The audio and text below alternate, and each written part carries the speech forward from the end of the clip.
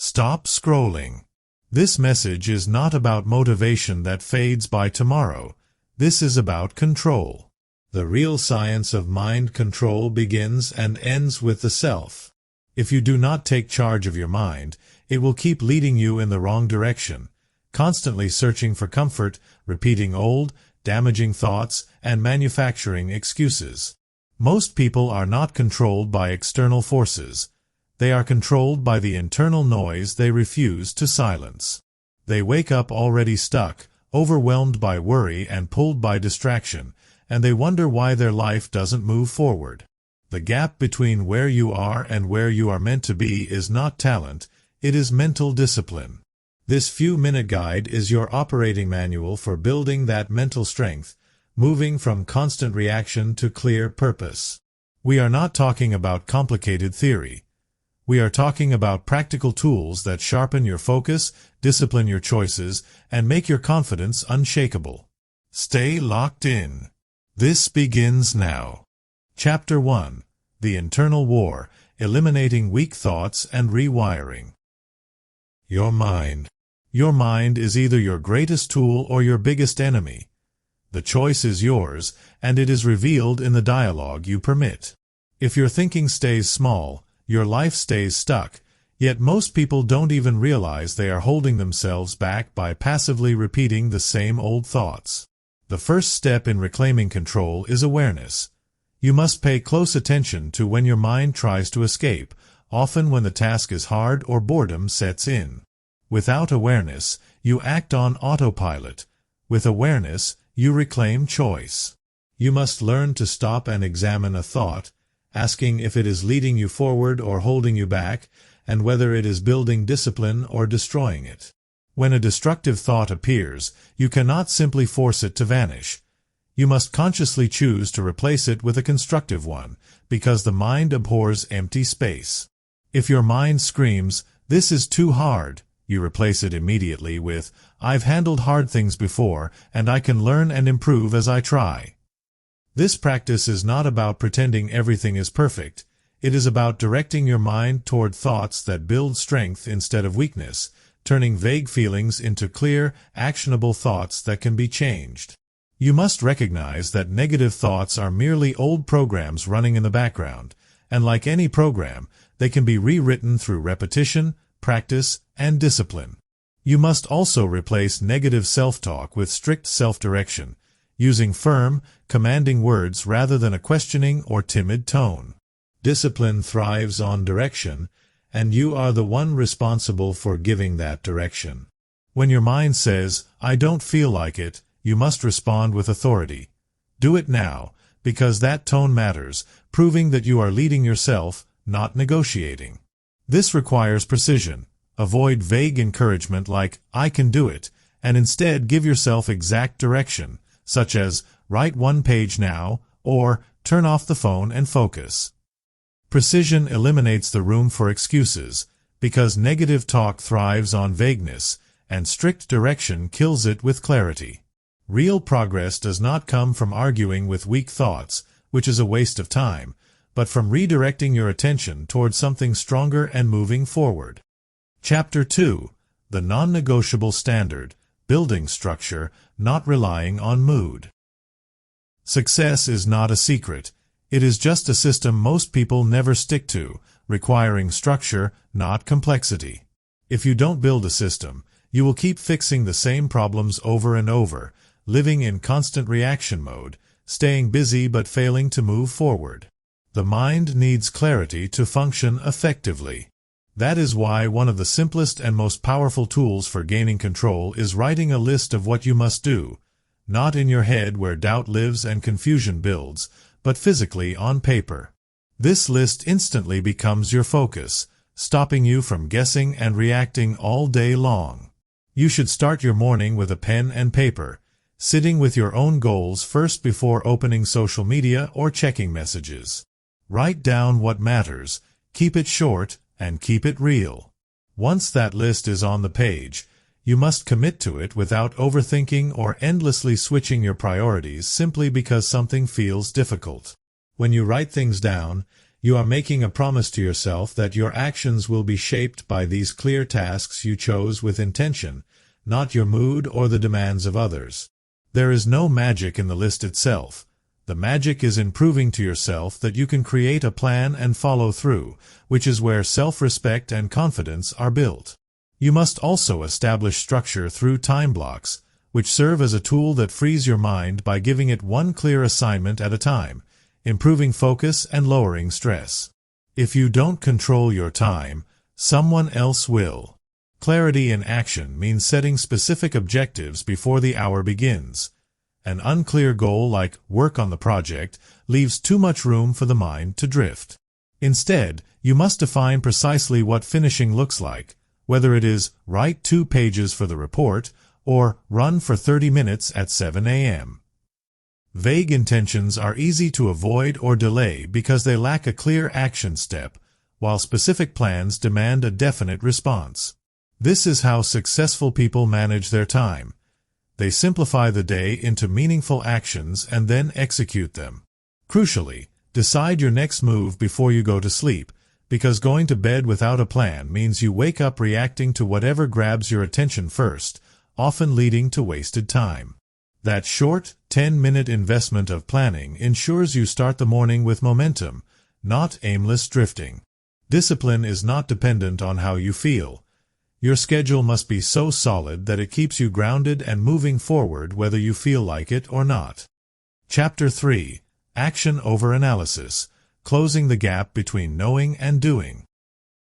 The gap between knowing what you should do and actually doing it is where most dreams disappear. Knowledge without action changes nothing. Most people struggle because they believe they need to feel ready or motivated before they act, but confidence is actually the result of action repeated over time. The psychology of hesitation is simple. When you delay, you give your mind time to negotiate, allowing doubt to build momentum. The way to beat it is by acting before hesitation takes hold, because action silences excuses, removes doubt, and creates clarity. You must train yourself to move instantly, making it a habit to act the moment clarity strikes. When something needs to be done, count down from 5 and move, making action automatic and refusing to let hesitation become a habit. This speed closes the gap between decision and movement, strengthening your mental discipline. Action, even if it is small, is what breaks the loop of overthinking. When you sit in hesitation too long, your energy drops and your mind gets cloudy. The longer you wait, the heavier the step becomes. Certainty does not come from thinking long enough. It comes from movement. You must also eliminate overthinking, which often causes paralysis, by setting a time limit for decisions and moving to execution. The tendency to overthink is a way to avoid discomfort and feel in control without actually moving. Real growth happens when you act even while feeling afraid, recognizing that fear is simply a natural reaction to the unknown. You don't owe self-doubt a response. What you owe yourself is action. The key is to refuse to quit too early, a weakness that holds most people back because they walk away before the process has time to work. You must build the discipline to finish what you start, refusing to quit when the work gets boring or difficult. That habit alone can change everything, because finishing creates momentum and rebuilds the belief that you can trust yourself to follow through. Chapter 4. Energy Defense. Mastering Focus and Eliminating Leakage. Your energy is the currency of your life. You do not get unlimited energy, you get what you protect. If you want to move with purpose, you must start each day by asking, what will protect my energy today? You must ruthlessly examine every request, habit, and situation, and if it drains you, the answer must be an immediate, confident, and peaceful no. Saying no protects your hours like treasure, requiring the courage to choose your future over other people's expectations. You must understand that constant availability destroys focus. Your attention is constantly being pulled away by the endless noise of notifications, scrolling, and random updates, which weakens your focus and leaves you feeling busy but empty. This is not productivity. This is avoidance, and it must stop. The work that changes your life doesn't happen in between notifications. It happens when you are locked in, giving your mind full attention to what matters. The greatest skill you can build today is the ability to focus, to sit down, stay with something, and do the hard work without needing to be entertained. To reclaim focus, you must first remove distractions from your mind and environment. This means turning off notifications, keeping your phone in another room during focused work, and closing unnecessary tabs and apps. The fewer options your mind has to wander toward, the easier it will be to stay in the work. You must choose effort over comfort, discipline over distraction, and progress over temporary pleasure. When you start protecting your attention, you start protecting your potential. You must track the leakage of your time daily, keeping a simple record of what took your attention, how long it lasted, and how it made you feel afterward. This awareness gives you control, allowing you to change your habits, environment, and schedule. Replacing waste with learning is essential. 1 hour invested in learning today pays you back tomorrow with knowledge and opportunity, while an hour wasted disappears forever. You must replace idle time with learning time, understanding that if you commit just 1 hour every single day to mastering a skill, the change over a year can be massive. Chapter 5. The Language of Leaders, Speaking with Strength and Clarity. In any environment, your communication is how people decide if they can trust you, respect you, or follow you. Leaders do not rely on noise to move people. They rely on precision and clarity. If you speak and your words don't carry weight, you are just making noise. Confidence in communication is not about being loud. It means standing behind your words and taking full responsibility for every word that comes out of your mouth. Stop using weak phrases like, I think, maybe, or I guess, because every time you use them, you weaken your message and lose people. Strong words are clean, direct, and leave no space for confusion, showing that you have made a decision. Clarity begins when you know exactly what you want to say before you open your mouth. You must cut out all the extra words and fillers that dilute your message, recognizing that if you can say it in 5 words, you should not use 15. Strong communication is efficient. It gets to the point quickly and respects people's time. Over-explaining is often a symptom of doubt or a fear of being misunderstood, where you try to pile on details to protect your message. However, leadership communication is about clarity, not control. You must say the truth and let it stand on its own. You must train yourself to speak slower. When you speak quickly, your words lose power and people miss your meaning, but slowing down shows control and thoughtfulness, giving people time to process what you are saying. Pauses are not signs of hesitation. They are powerful tools. A well-timed pause allows your message to sink in, creates anticipation, and adds weight to what you just said. If your words are strong, you don't need to say much. 1 sentence followed by silence can do more than a 5-minute lecture. Finally, you must speak simply. The real skill is taking something complex and explaining it in a way that any person can understand immediately. If you truly understand something, you can explain it simply. When you speak with clear, simple language, you are not trying to impress. You are trying to connect, and that is what earns long-term respect and makes your message memorable and easy to share. Chapter 6. Repetition and Resilience, the Engine of Unstoppable Identity. Discipline is not what you do once. It is who you choose to become every single day. You build a new identity by forcing repetition until your brain accepts the new pattern, and what you once had to force becomes automatic. You must take pride in the process more than the immediate applause. When you show up, tired or not, until showing up becomes who you are, real progress is being made. This persistence is especially vital in the face of boredom, which defeats most people not because the task is too hard, but because it feels too dull. If you can push harder in those boring moments where most people quit, you will earn a place among the few who achieve mastery. Real growth requires you to build habits that don't break, relying on structure rather than fleeting motivation. If you stop learning, you stop improving, and if you stop improving, you eventually fall behind.